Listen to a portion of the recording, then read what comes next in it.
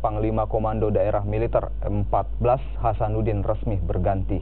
Majen TNI Agus Surya Bakti digantikan dengan Majen TNI Surawahadi yang sebelumnya menjabat sebagai Komandan Pusat Kesenjataan Infanteri Kodiklat TNI Angkatan Darat.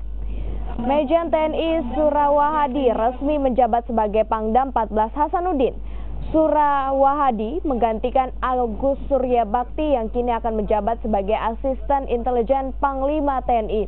Apel bersama diikuti 1.500 prajurit TNI yang dilanjutkan dengan defil pasukan dan kendaraan. Sebelumnya, Majen TNI Agus Surya Bakti menjabat sebagai Pangdam 14 Hasanuddin sejak Oktober 2015.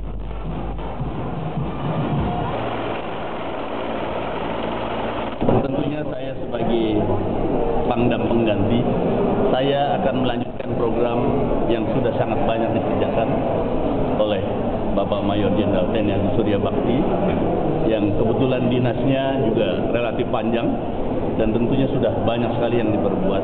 Saya akan melanjutkan program itu tentunya.